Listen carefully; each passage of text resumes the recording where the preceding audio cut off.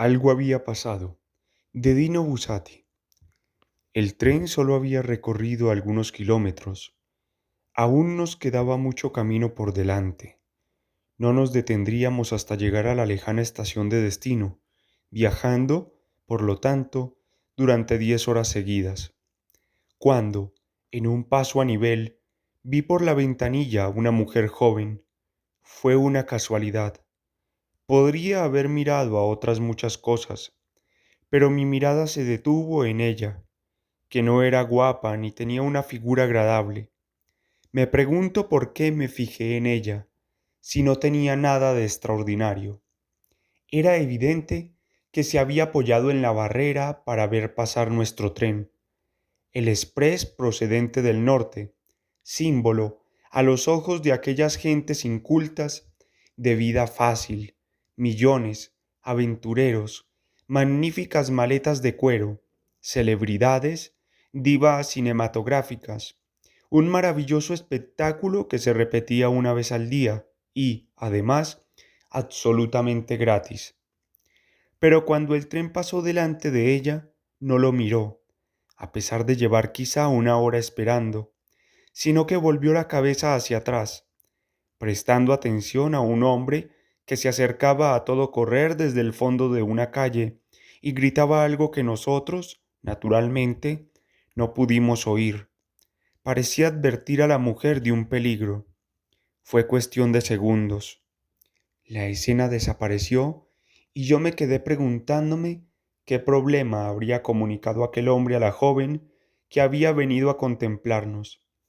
Estaba a punto de quedarme dormido con el rítmico traqueteo del vagón, cuando por casualidad, solo podía tratarse de una mera coincidencia, me fijé en un campesino que, subido de pie en un murete, gritaba con todas sus fuerzas hacia el campo, haciendo bocina con las manos.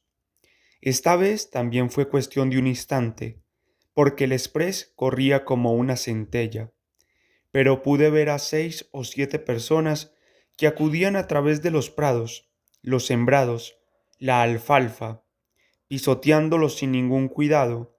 Debía de ser algo muy importante. Venían de todas partes, algunos de una casa, otros de detrás de un seto, otros de una viña y otros de donde fuera. Todos se dirigían al murete sobre el que estaba encaramado el joven que gritaba. Corrían, vaya si corrían, parecían estar asustados por algún aviso repentino que les intrigaba muchísimo y les producía una gran desazón. Pero fue apenas un instante, repito, visto y no visto, no me dio tiempo a fijarme en nada más. Qué extraño, pensé, que en tan solo unos kilómetros haya visto a tanta gente recibiendo una noticia inesperada. Al menos eso era lo que yo suponía. Ahora, vagamente sugestionado, escrutaba el campo, las carreteras, los pueblos, las granjas, lleno de inquietud y presentimientos. Quizá se debiera a ese especial estado de ánimo, pero cuanto más observaba a la gente, campesinos, carreteros, etc., más me parecía que en todas partes había una animación inusitada. ¿Por qué todas aquellas idas y venidas en los patios, aquellas mujeres tan nerviosas, aquellos carros, aquel ganado? En todos los sitios ocurría lo mismo. Debido a la velocidad era imposible distinguir bien y, sin embargo, habría jurado que el motivo era siempre el mismo.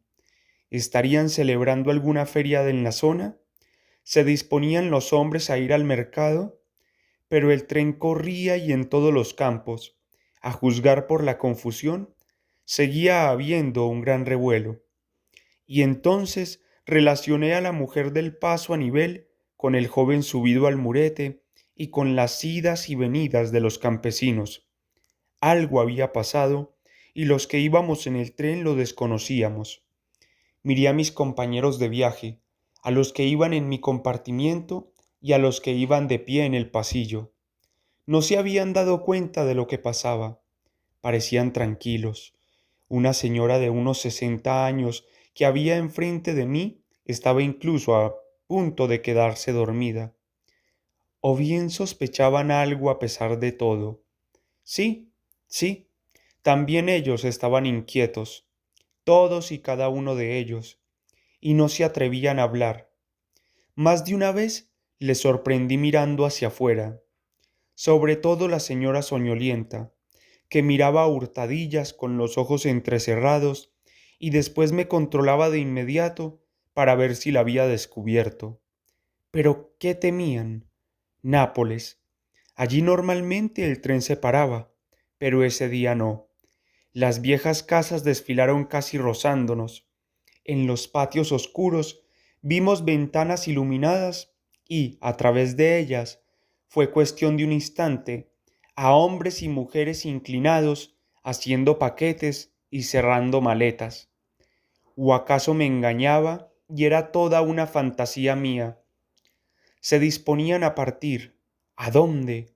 No era, pues, una noticia alegre lo que agitaba las ciudades y los campos, sino una amenaza, un peligro, un aviso de catástrofe. Después me decía, si hubiera sucedido una gran desgracia, habrían podido detener el tren, pero el tren seguía su recorrido sin problemas. Las señales de vía libre, los cambios de agujas perfectos, todo como si se tratara de un viaje inaugural. A mi lado, un joven se había puesto de pie. Parecía que para desentumirse, pero en realidad se arqueaba por encima de mí para estar más cerca de la ventanilla y poder ver mejor. Fuera, los campos, el sol, las carreteras blancas y en ellas vehículos del ejército, camiones, grupos de personas a pie, largas caravanas como las que se dirigen a las ermitas el día del santo patrón. Eran masas de gente, cada vez más compactas a medida que el tren se acercaba al norte. Todos iban en la misma dirección, bajaban hacia el sur, huían del peligro mientras nosotros íbamos directamente a su encuentro, a una velocidad de vértigo. ¿Hacia qué nos precipitábamos? ¿Hacia la guerra? ¿La revolución? ¿La peste? ¿El fuego? ¿Hacia qué?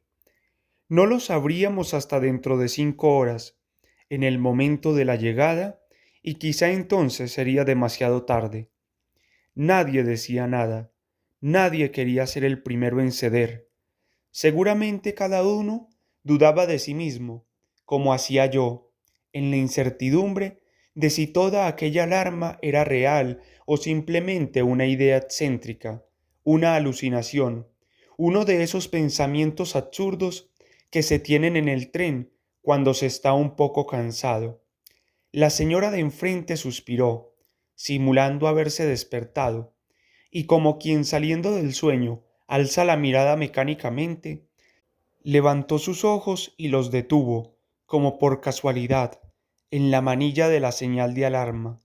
También los demás miramos el artilugio con idéntico pensamiento, pero nadie habló o tuvo la audacia de romper el silencio, o simplemente se atrevió a preguntar a los otros si no habían notado algo alarmante fuera del tren. Ahora las carreteras bullían de vehículos y gente, todos caminos del sur. Los trenes con los que nos cruzábamos iban abarrotados. Las miradas de los que desde tierra nos veían pasar, volando con tanta prisa hacia el norte, se llenaban de estupor. Las estaciones rebosaban de gente. Algunos nos hacían gestos, otros nos gritaban frases de las que sólo se percibían las últimas vocales, como ecos de montaña. La señora de enfrente empezó a observarme. Con las manos enjolladas, manoseaba nerviosa un pañuelo, mientras me suplicaba con la mirada que hablara finalmente, que le aliviara de aquel silencio, que pronunciara la pregunta que ninguno se atrevía a hacer y que todos esperaban como una liberación. Otra ciudad, cuando el tren, al entrar en la estación, aminoró la velocidad, 2 o 3 personas se levantaron, sin poder resistirse a la esperanza de que el maquinista parase.